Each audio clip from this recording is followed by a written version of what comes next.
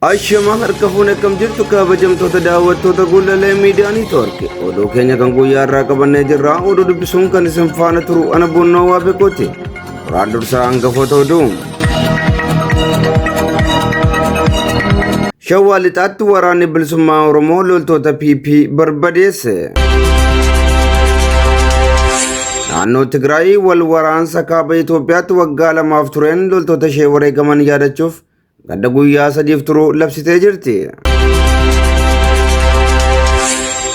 Wal waraansi Hamaasii fi Israa'el jabaachuun gara sadarkaa idil addunyaatti ol guddachuuf deemaa jira jedhamuun sodaatame. Kunneen hangafoota oduu turanii amma oduu bal'inaan.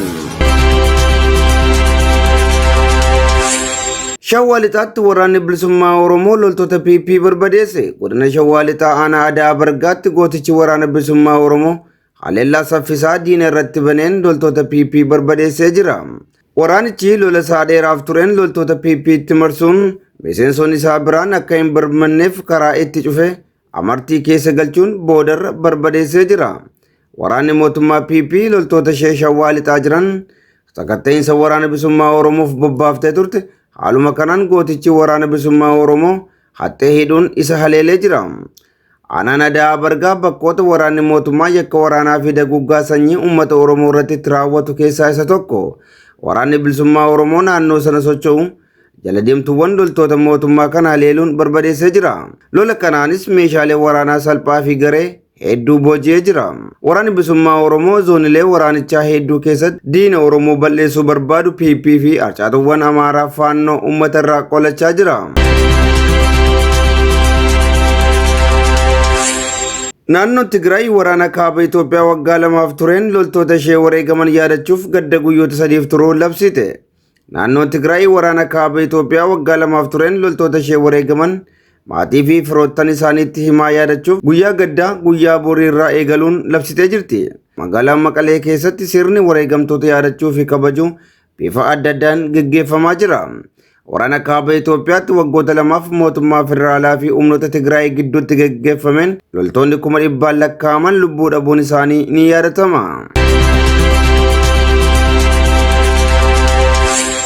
Itoophiyaan gabaasa dhaabbata mootummoota gamtoomaniitti gorsituun addaa ittisa yakka daguggaa sanyii baaste kan hin fudhanne ta'uu himte. Itoophiyaan gabaasa dhaabbata mootummoota gamtoomaniitti gorsituun addaa ittisa yakka daguggaa sanyii haala qabiinsa mirga namummaa Itoophiyaa keessa jiru ilaalchisuun baaste hin fudhadhu jette. Waraansa mootummaa federaalaa fi hidhattoota naannolee biyyattii garagaraatti argaman gidduutti gaggeeffamaa jiruun walqabate Itoophiyaa keessatti ammallee yaaddoon daguggaa sanyii fi yakkoota suukanneessoo biroo raawwatamuu danda'a jedhu bal'inaan jiraachuu dhaabbata mootummoota gamtoomaniitti gorsituun addaa ittisa yakka daguggaa sanyii Wayiriimuu Nidaariituun akeekkachiisuun ishee ni yaadatama. Akka gorsituun addaa kun jedhanitti sodaan daguggaa sanyii kun naannolee Oromiyaa, Tigraay, Amaaraa fi Affaar keessatti olaanaa ta'uu fi haalonni daguggaa sanyii raawwachuuf dandeessisan jiraachuu heeranii turani. Ibsa isaanii kanaan yakkoota Itoophiyaa keessatti raawwataman ilaalchisee gabaasawwan dhugaan baay'ee kan miira namaa tuqanidha kan jedhan gorsituun addaa kun haala jiru ittisuuf hatattamaan tarkaanfii fudhachuun barbaachisaadha jedhan. Hawaasni idil addunyaas dhimmichaaf xiyyeeffannoo addaa akka laatu waamicha dhiyeessanii jiru. Itoophiyaan gama isheen ibsa karaa ministeera dhimma alaa ishee kenniteen gabaasni dhaabbata mootummoota gamtoomanii gorsituun addaa ittisa yakka daguggaa sanyii Wayiriimuu Nidaariituun baasan kun gabaasa ragaan hin deeggaramnee fi madda odeeffannoo osoo hin fayyadamiin bahe hir'ina itti gaafatamummaa kan qabu waan ta'eef hin fudhadhu jettee jirti. Ibsi ministeerri dhimma alaa Itoophiyaa baase kun gabaasa ogeettii kanaan gabaasichi gabaasa adeemsa qorannoo sirrii kan hin hordofnee fi haala wayitaawwaa yeroo ammaa Itoophiyaan keessa jirtu kan hin hubannee fi dhugaa jiru kan hin hordofne ittiin jedhee jira. Itoophiyaan qorattoonni dhaabbata mootummoota gamtoomanitti guutummaa biyyattii keessa socho'uun qorannoo isaanii akka hin raawwanne gochuuf yeroo garagaraatti ugguruun ishee ni yaadatama. Gabaasawwan dhaabbileen mirga namoomaa baasan kamuu kan hin fudhanne Itoophiyaan yeroo hundumaa gabaasichaan soba jecha haala qabatamaa Itoophiyaan keessa jirtu kan hin madaallee jetti. Itoophiyaan lammiilee ishee waraanaan dagugguus itti fuftee jirti. Lolli Hamaasii fi Israa'el jabaachuun gara sadarkaa idil addunyaatti ol guddachuuf deemaa jira jedhamuun sodaatame. Hamaas sanbata darbee Israa'el irratti haleellaa hin eegamnee fi tasaa erga raawwateen booda waraanni Israa'elii fi Faalisxeem gidduutti deemaa jiru har'a torbee guutee jira. Lakkoofsi namoota haleellaa Hamaasii fi haleellaa deebii xiyyaaraa Israa'eliin gama lachuurraa ajjeefamanii 2800 ol ta'uun gabaafamaa jira.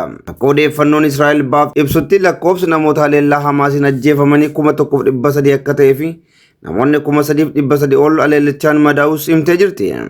Odeeffannoo aangaa'onni Filisxeeman kennan immoo lakkoofsi lammiilee Filisxeen haleellaa humna qilleensaa Israa'eliin ajjeefamanii 1500 ga'ee akka jiruu fi namoonni lakkoofsaan 5600 ta'an miidhamaniiru jedha.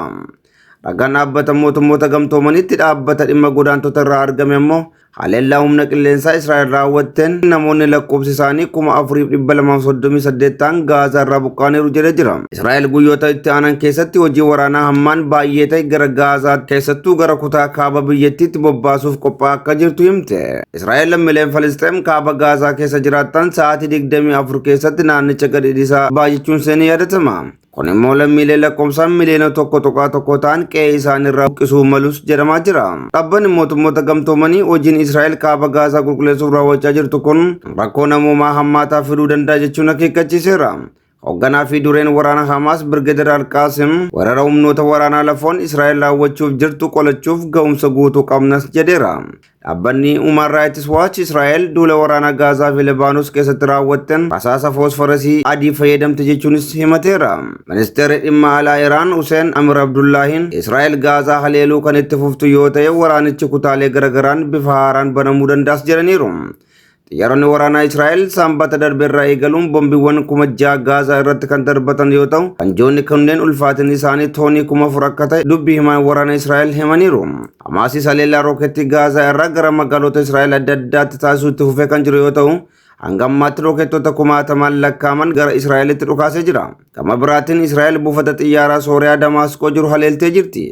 Guyyaa kaleessaa haleellaa kana kan raawwatte Israa'el ministeerri ajaa alaa Iraan gara Sooriyaa imaluun pirezidaantii biyyattii Bashir al-Assad waliin mari'achuuf wayita jedhutti jedhame. Erga Israa'el haleellaa buufata xiyyaaraa Sooriyaa haleeltee booda ministeerri Iraan kun bakka qubatan waan dhabaniif xiyyaara isaanii naanneeffachuun gara Iraaq balali'uu aangoonni Israa'el ibsaniiru. Akka Israa'el jettutti ministeerri Iraan kun biyyoota hedduu haasofsiisuun duulli waraanaa Israa'el irratti akka banamuuf yaalaa jira jechuun himatti. Hayyan kabajamtoota daawwattoota Gullallee Miidiyaa Neetwoork oduun keenya guyyaa har'aaf qabanne kanuma waan nu dhaggeeffattaniif galatooma. Isinis toora YouTube Gullallee Miidiyaa Neetwoork saabskraayib, sheer, laayik gochuu hin dagatinaa isiniin jenna.